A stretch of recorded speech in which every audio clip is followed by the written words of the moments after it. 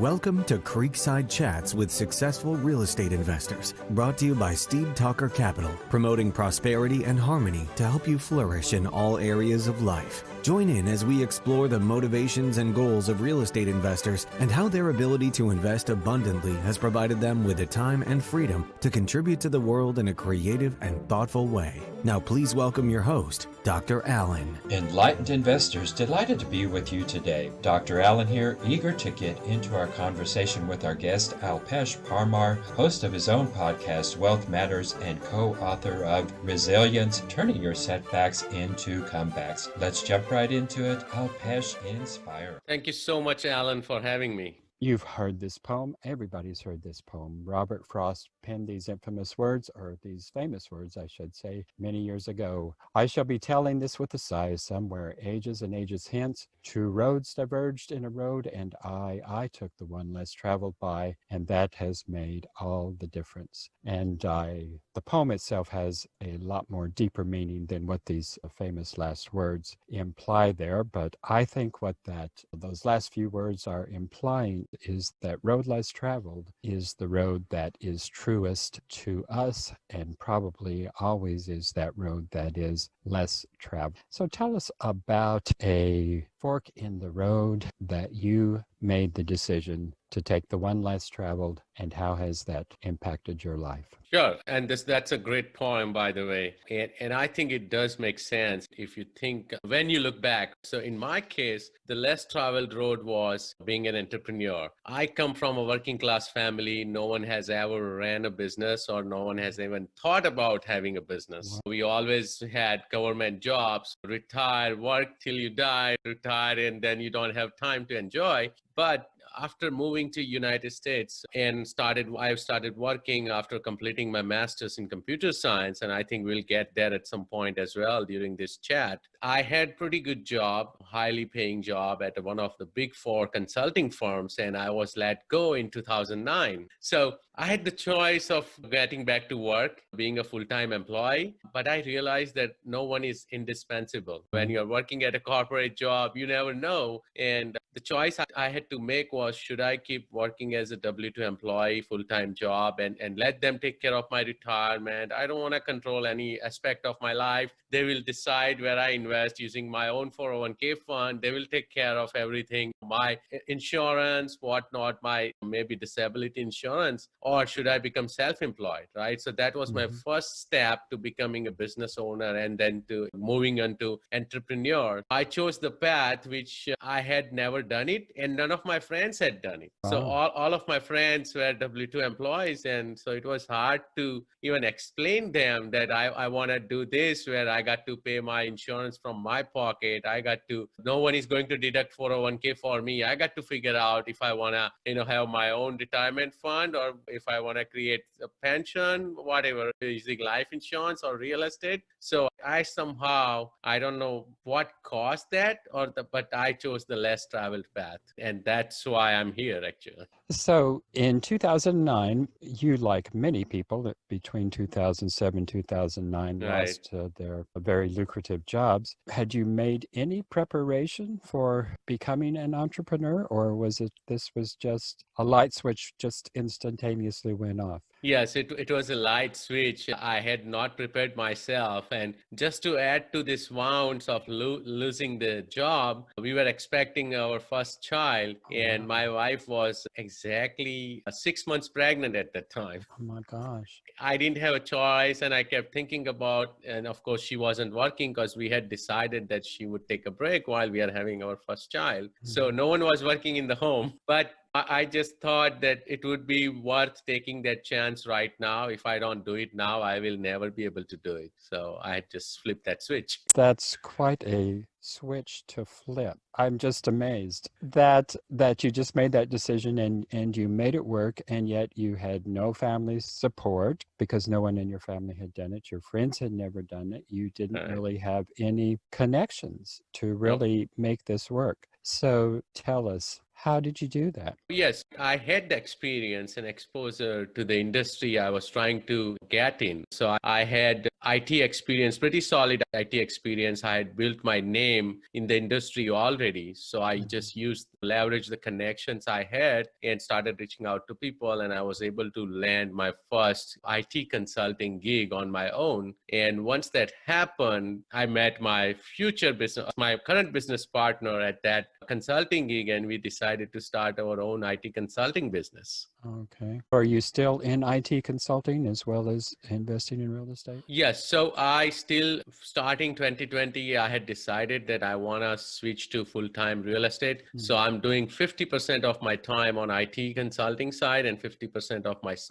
time goes on real estate transactions, recording podcasts of my own, which is Wealth Matters podcast, as well as appearing on podcasts like yours. When did you actually start investing in real estate? So real estate, yes. 2011, I became a accidental landlord. Living in San Francisco Bay Area, the property prices had crashed like 50%. I could not sell my property, which I had bought at the peak of 2006 and 7. And we did want to get into a bigger property or house just so that my kid can play in the backyard. That was the main goal. So I became accidental landlord. And while doing that, I kept realizing, oh, you could, once you hear from people, and I teach my friends as well and the subscribers that, oh, you could depreciate, you could take this loss even though you are getting income, all that. But unless you see that, unless you do it yourself and see it on paper, you won't realize, right, that how powerful that is. So having leveraged that property already, and of course, I started saying, oh, you know what, I'm getting some income.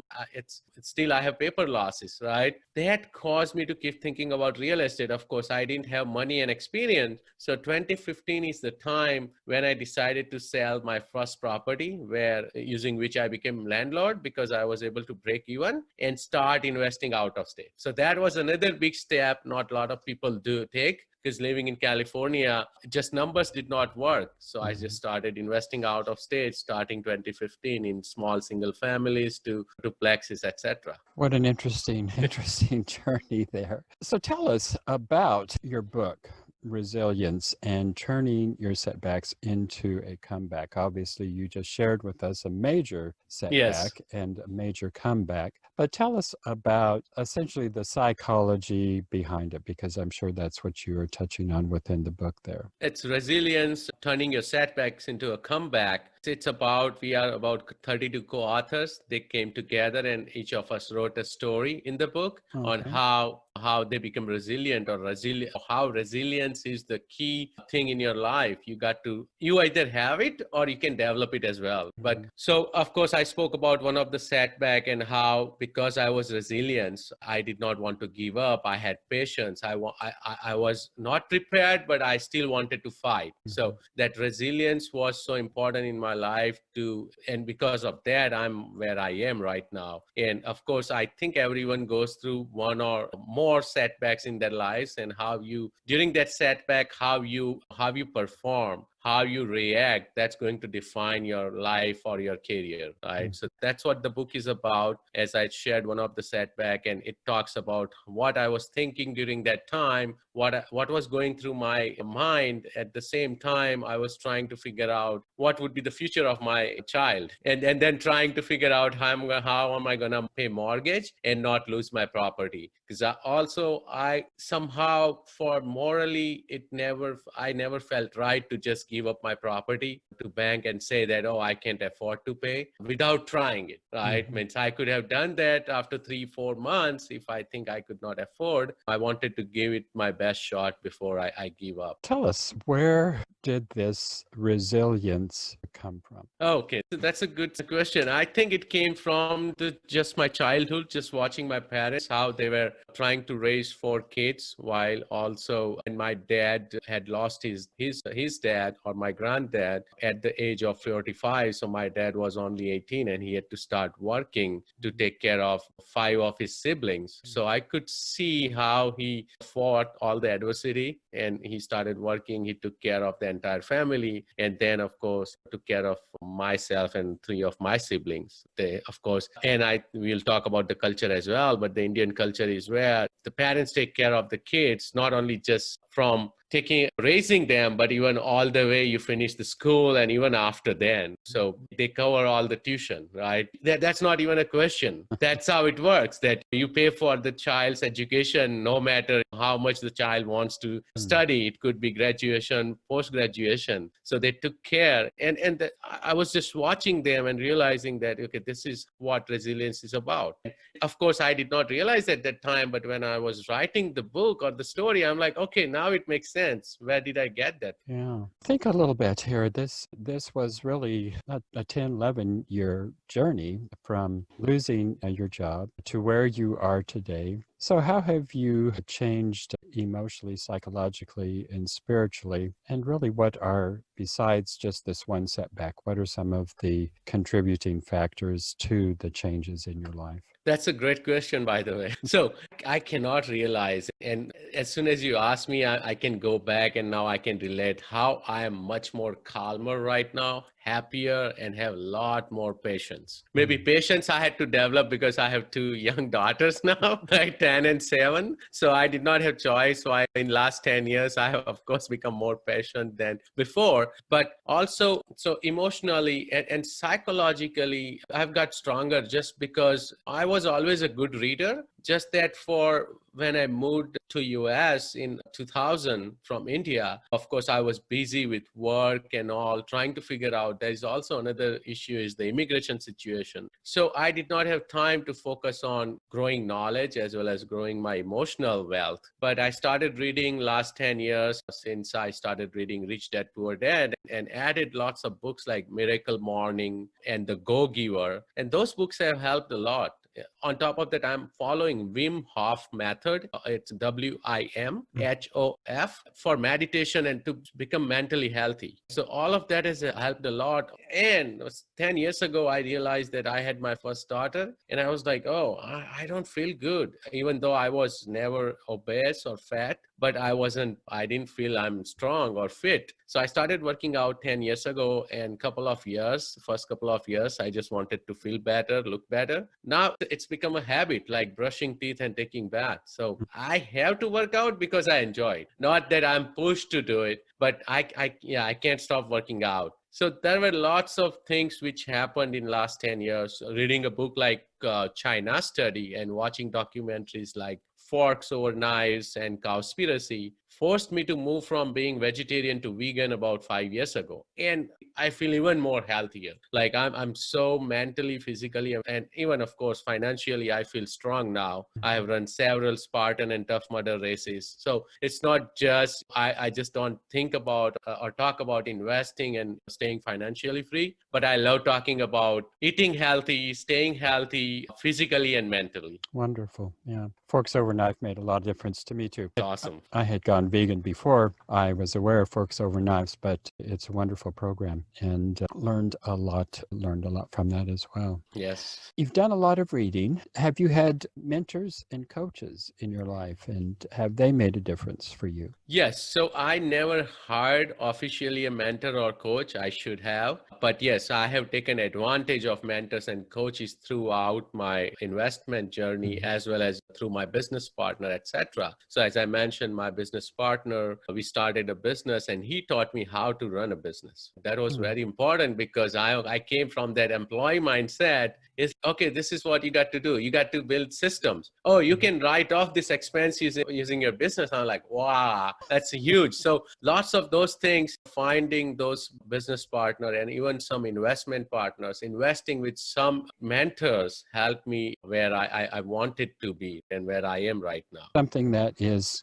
quite unusual. And if you could talk about that a little bit, not only do you invest in real estate here in the United States, but you invest internationally and you are invested in Latin America as well as India. Not many people are doing that. So talk to us about that particular journey and give us a little bit of insight into why it is you have diversified into other nations. America. I'm an US citizen, turned US citizen about 10 years ago. But we all know the dollar risk, right? When we work here, when we invest all of our money here, we are tying all of our wealth to US dollar. And things are not changing, but things could change. What we are seeing with trade war with China and even so even while this was happening about 3 years ago, I kept thinking, yes, I'm investing here and I do want to grow my wealth here. Of course, I'm going to retire and live here, but I also want to have some diversification in the assets. So that's how I started looking. Okay, I just don't want to do multifamily. I was doing single family and multifamily. Should I do something else? That's when, I thought, oh, you know what? I should buy a property in India. Even though it would be a single family or multifamily, it's a different risk and I can hedge against US dollars. So that was my first step, where I ended up acquiring a property in India. But then the next step was how else I can diversify myself. And I started thinking about self-storage and other investments, and I ended up investing in self-storage. But then I kept again thinking that, okay, the self-storage facility is in US, so what else should I do? And I landed upon agriculture farm deals, and the more I thought about it, like the way we need a roof to stay, we need food to survive. I think food even goes before the roof, because you can't survive if you don't have food. And that's how I kept thinking. And because I turned vegan about 5 years ago, agriculture and farming became pretty close to my heart already. And another effort was that, okay, I can change some farmer's life by investing in agriculture as well. So I was talking to some, because I started attending lots of conferences, real estate conferences all over US, and I started meeting lots of these agriculture syndicators. They would buy about 10, 15, 20 acres of land or the farm out of country, and they would grow necessary foods and also the foods I've invested in or the things I've invested in are pretty interesting. And then they start selling out those parcels half acre. So pretty much it's on your name out of country and it's deeded to you and they manage it. It's full turnkey operation. So that's how I started. So the first investment I made was in Panama. It's in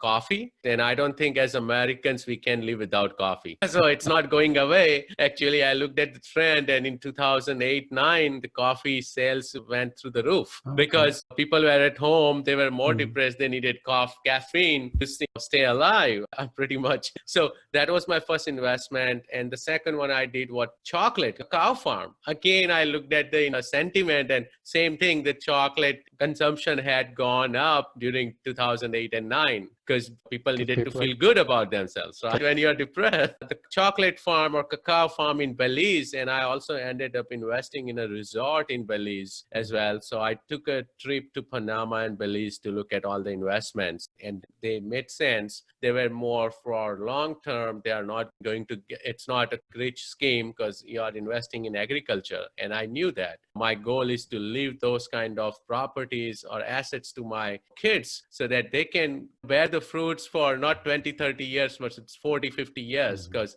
we don't grow land, and land is going to appreciate no matter what, even if it's farming or not. At some point, land will appreciate because we are going to keep losing land to ocean. We are going to have some erosion at some point, some flooding. It did make sense. And my last investment I did last year in Paraguay, it's an orange tree farm. Again, I looked at the statistics and we can't live without orange juice. One of my favorite foods, yeah. Exactly. All three of are my favorites. So I looked at those, and citrus fruits is another good strategy to invest in. Now I've been looking at pineapples, coconuts, because we started consuming a lot more coconut water than 5 years ago. If you see the trend, now people are replacing Gatorades with coconut water. It's more natural, less sugar, natural sugar, right? A lot more potassium. And again, we are not here to talk about healthy food, but I love talking about all this. So that's how the journey was in the international market. And I always still keep looking if I can diversify more and more. I like the way you think, not only as a business person, but as an ethical